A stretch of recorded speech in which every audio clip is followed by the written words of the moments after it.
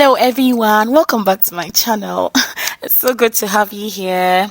Thank you for stopping by. Today we are making these crispy on the outside and soft on the inside golden brown yam balls. So please stay tuned and see how I made it. Here's everything I used. As usual, I'll list them all in the description bar. So let's get cooking.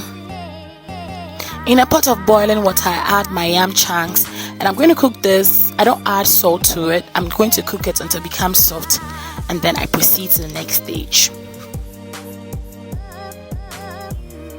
Once the yam is done, I begin mashing it. You want to do this whilst the yam is still hot and soft, so it's easier for you to mash. So you'd want to use a potato masher if you have that. If not, there's something else you can use.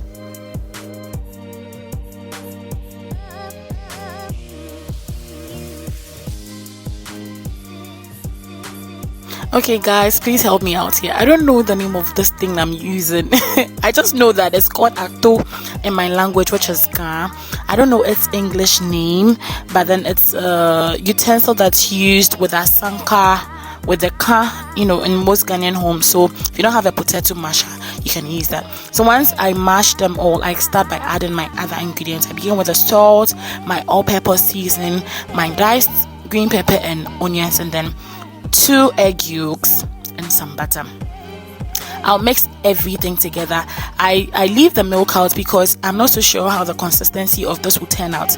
So in the case where it's mushy enough, it combines and comes together enough, I wouldn't even have to add the milk at all. But in this case it was okay, so I added just a bit of it. So what I'm looking for is for everything to come together for me to be able to easily roll my balls. To roll the ball, I just scoop some of the yam mixture in my palm and then press it together and then roll it in the ball with the help of the other palm.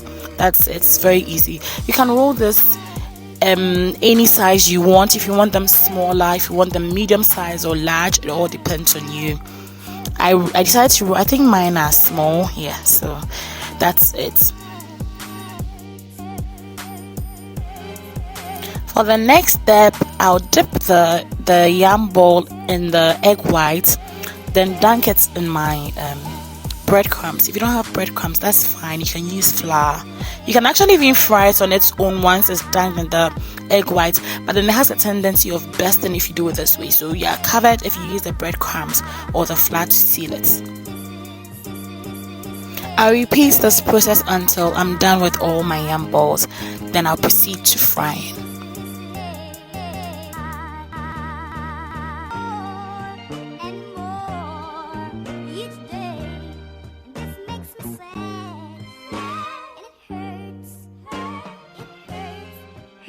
Okay, moving on, I add some oil to a hot pan and then please let your oil be hot, don't be like me. And then I fry the yam balls. You drop them in. Make sure not to overcrowd your pan. Be sure to turn it every now and then so it cooks evenly. And in the end, you'll be rewarded with the most beautiful golden brown yam ball ever. You have to take your time with this.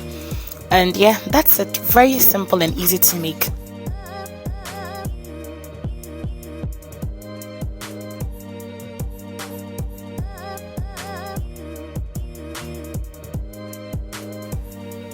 Repeat this process until you are done frying all your yam balls.